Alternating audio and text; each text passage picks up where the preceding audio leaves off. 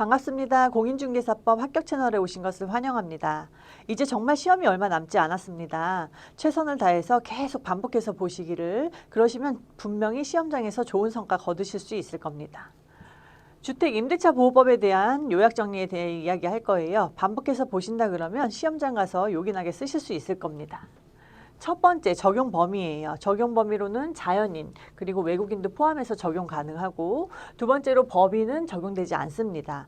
근데 보시면 세 번째로는 이 법인 중에서도 예외로 적용되는 그런 경우가 있어요. 그래서 지방공사, 한국토지주택공사, 그리고 중소기업, 이렇게 세 가지 지주중은 법인임에도 불구하고 주택임대차보호법상의 보호를 받을 수 있는 법인입니다. 자, 다음에 보실 거는 이 적용 범위에서 판례에 대한 이야기예요. 그래서 지방공기업법에 따라 주택사업을 목적으로 설립된 지방공사는 주택임대차보호법상의 대항력이 인정되는 법인이다 설명하고 있고, 그 다음에는 중소기업 기본법에 따른 중소기업 법인이 직원의 숙소로 임차한 경우 또한 마찬가지 주택임대차보호법에 적용을 받습니다. 그러면 이제 이번에는 주택임대차보호법 적용받는 것 중에서 첫 번째로는 사실상 주 용도가 주거용이어야지만 주택임대차보호법상에 적용을 받게 됩니다. 그래서 공부상은 아니니까 요거 잘 염두에 두시고, 그 다음 두 번째는요, 실제 용도에 따라예요. 그래서 실제 용도에 따라 이게 주거용으로 쓰이면 주택임대차보호법에 적용을 받는다는 이야기입니다. 세 번째로는 주거용과 비주거용을 그러면 어떻게 구분을 하냐. 그랬을 경우 계약을 체결한 때를 기준으로 해서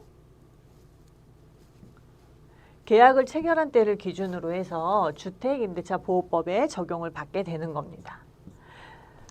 근데 이 계약을 체결했을 당시에 보시면은 여기에서 계약을 체결한 때를 기준으로 하는데, 주거용과 비주거용의 구분을 계약을 체결한 때를 기준으로 하는데, 예외로 계약 체결한 때는 비주거용이었다가 계약 체결한 후에 임대인의 동의를 얻은 거예요. 그렇게 해서 주거용으로 개조를 한 경우인 거죠. 이런 경우 같은 경우에는 그때부터 주택임대차보호법에 적용을 받습니다.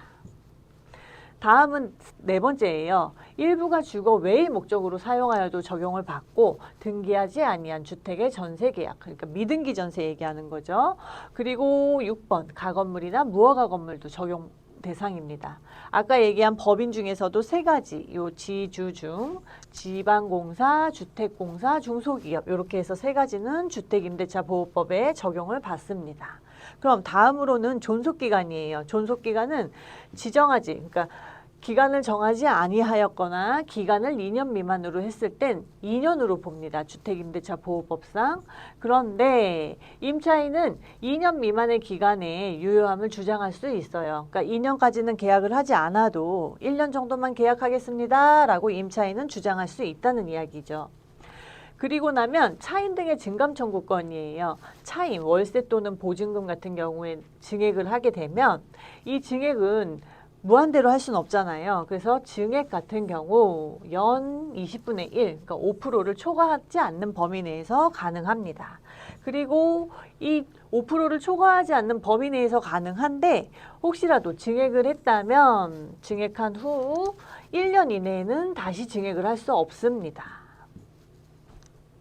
그리고 이제 월세로 전환하는 경우도 생겨요. 그렇죠? 보증금을 월세로 환산해서 그렇게 이제 전환하는 경우가 생기는데, 그랬을 경우에는 이 보증금을 월세로 산정할 때 둘 중 낮은 비율, 법에서 예시하는 두 가지 중에 낮은 비율로 적용을 하게 됩니다. 그래서 첫 번째는 은행법 대통령령이 얘기하는 1할 10%를 이야기하는 거예요. 요 10%와 그 다음에 기준금리 플러스 대통령령이 연 2%를 얘기를 했어요. 그래서 기준금리가 5월달 같은 경우에는 2.25였습니다. 그래서 2.25 플러스 예를 들어 2% 하면 4.25죠. 그럼 둘 중 낮은 거는 2번. 그렇기 때문에 낮은 비율인 2번을 적용해서 보증금을 월세로 산정하게 되는 거죠. 그 다음에 이제 계약의 갱신, 묵시적 갱신, 법정 갱신 다 같은 말이에요. 그래서 계약의 갱신, 묵시적 갱신, 법정 갱신 같은 말이고 여기서 보시면 임대인 같은 경우에는 기간이 끝나기 6개월에서 2개월 사이예요. 예를 들어 이제 여기에서부터 여기까지 이렇게 2년 종료일이 다가왔는데 이 종료일이 임대인 같은 경우에는 기간이 끝나기 종료일이 되기 6개월 전에서 2개월 전 사이 요 사이에 임대인은 이야기를 하면 되는 겁니다. 그리고 보시면은 여기 임차인이에요. 임차인 같은 경우에는 기간이 끝나기 2개월까지예요. 그러니까 이 종료일이 되기까지 2개월 전 아무 때나 얘기할 수 있어요. 그래서 요때까지 여기까지가 2개월이라고 치면 임차인 같은 경우에는 여기서부터 이제 여기까지는 아무 때나 묵시적 갱신 뭐 계약의 갱신에 대해서 얘기를 할 수 있는 거죠. 보시면 통지를 둘 다 안 한 경우도 또 있어요. 임차인도 임대인도 서로 바빠서 그냥 넘어가는 경우가 생기잖아요. 그런 경우에는 보시면 전 임대차와 동일 조건으로 기간은 2년이에요. 그래서 보시면 동일 조건이니까 금액도 어떻게 되겠습니까? 금액도 같은 거죠. 그래서 기간은 2년, 기간 2년, 금액 동일 요렇게 되는 겁니다. 자, 그런데 이때 혹시라도 묵시적 갱신이 된 거예요. 이 종료일을 기준으로 묵시적 갱신이 돼서 살고 있는데 임차인은 여기 보시면 언제든지 해지 통지를 가능하다고 얘기를 합니다. 그래서 2년을 다 채우지 않고 일이 생겨서 본인이 뭐 직장을 뭐 멀리 발령을 받았던 거나 해서 한 이 시점 정도에서 기간이 남았음에도 불구하고 이사를 가야 되는 경우가 생기잖아요. 이런 경우에는 임차인 같은 경우에는 언제든지 통지가 가능하고 임대인에게 이제 그 통지를 한 날부터 임대인 같은 경우에는 통지를 받은 날부터 3개월 후에 효력이 발생합니다. 임대인이 통지를 받은 날부터 3개월 후 효력 발생. 기억하시면 될 것 같아요. 자, 그리고 이제 계약갱신 요구에 대한 얘기예요. 아까 여기에서 보신 것처럼 묵시적 갱신, 계약의 갱신 같은 경우에는 여기 보시면 임대인이에요. 임대인이 6개월에서 2개월 사이에 이때 이야기를 하는 거죠. 근데 반대로 이 묵시적 계약갱신 같은 경우에는 임차인입니다. 임차인은 기간이 끝나기 6월에서 2개월 사이에 요구가 가능해요. 그래서 갱신을 요구하는 건 임차인이 요구하는 겁니다. 보시면은 1회 여기 보시면 임차인 같은 경우에 종료일 되기 6월에서 2월 사이까지 이렇게 요구를 하고 여기 더 살겠다. 이렇게 해서 2년을 제가 더 살고 싶어요 하면서 기간과 함께 횟수는 한 번을 더 요구할 수 있습니다. 그 다음 임차인이 혹시 또 이제 계약갱신 요구권을 씀에도 불구하고 본인이 사정이 생겨서 이사를 가야 될 경우도 생기잖아요. 그런 경우는 언제든지 임차인은 해지 통지를 가능하고요. 마찬가지 임대인이 통지를 받은 날부터 3개월 후면은 그 효력이 발생합니다. 보시면 이제 혹시라도 임대인이 다 들어줘야 되는 건 아니에요. 그래서 임차인이 이제 뭐 안 좋은 요건에서 이 요건에 해당될 경우에는 임대인이 계약 갱신을 거절할 수 있습니다. 그래서 보시면 임대인이 거절 가능한 사유 첫 번째로는 이기 차임 연체 그리고 두 번째 거짓 부정한 방법 임차한 경우 서로 3번은 서로 합의, 상당한 보수를 제공한 경우 그러니까 임대인과 임차인이 서로 합의를 한 거예요. 임차인님 나가주시면 제가 소정의 이사비 등을 지불해 드리겠습니다. 그러니까 좀 나가주세요. 이렇게 해서 서로 합의를 한 거죠.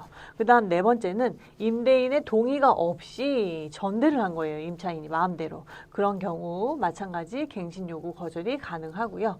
다섯 번째로는 주택의 전부 또는 일부를 고의나 중대한 과실이에요. 경미한 과실 아니니까 잘 알아두시고 그런 경우로 파손을 했어요. 그런 경우 마찬가지 거절 가능하고 여섯 번째 멸실입니다. 멸실되어 목적을 달성할 수 없을 경우 예를 들어 이제 천재지변 요번에 이제 홍수도 났었잖아요. 그런 식으로 천재지변, 지진, 홍수 등의 피해로 인해서 멸실돼서 임대인이 그 목적물을 임대할 수가 없는 경우죠. 그래서 그런 경우는 거절 가능합니다. 그리고 7번 대부분 철거한 경우 또는 재건축, 점유 회복이 필요한 경우. 예를 들면 이제 뭐 계약 체결 시에 임차인한테 얘기를 한 거예요. 임차인님, 저는 2년 후에 리모델링을 이 집을 해야 되기 때문에 계약갱신 요구를 할 수 없어요. 그걸 감안하고서라도 임대차 계약을 하시겠습니까? 하면서 구체적으로 계획을 고지한 경우예요. 임차인에게. 그리고 그 다음 노후, 훼손, 멸실, 안전사고 우려가 있는 경우 마찬가지 갱신 요구를 거절할 수 있으며 다른 법에 따라 철거, 이거는 이제 보통은 재개발 얘기하는 거죠. 그래서 재개발 또는 재건축된 경우. 8번째는 임대인의 직계, 존속, 비속, 엄마, 아빠, 부모님 아니면 뭐 자식들을 포함해서 실거주하는 경우입니다. 그리고 9번째는 임차인이 의무를 현저히 위반한 경우, 임대차를 계속하기 어려운 중대한 사유가 있는 경우. 근데 이건 아직까지는 판례는 없기 때문에 어디가 범위의 현저히 위반이다 아니면 뭐 중대한 사유는 어디까지다, 그거는 아직 나온 게 없습니다. 그래서 다툼이 있다면 판례에 의하겠죠. 자, 그렇게 해서 지금까지 이제 주택임대차보호법에 대한 이야기를 다 했고요. 그 다음 시험 보실 때 항상 너무 긴장하지 마시고 조금 릴렉스해서 가셔야 돼요. 물론 초반엔 긴장이 되겠죠. 근데 저도 시험 볼 때 그랬던 것 같아요. 처음에 시험장 가서 한 초반에 2, 3분 정도는 매우 떨었던 것 같아요. 근데 그 후에는 집중을 하다 보면 또 떨지 않더라고요. 그러니까 너무 힘들어하지 마시고 긴장하지 마시고 계속 하던 일을 계속하기를 계속 반복하시다가 시험장 가셔도 그냥 그거 반복한다고 생각하시면 충분히 합격하실 수 있습니다. 자, 여러분 힘내십시오. 화이팅!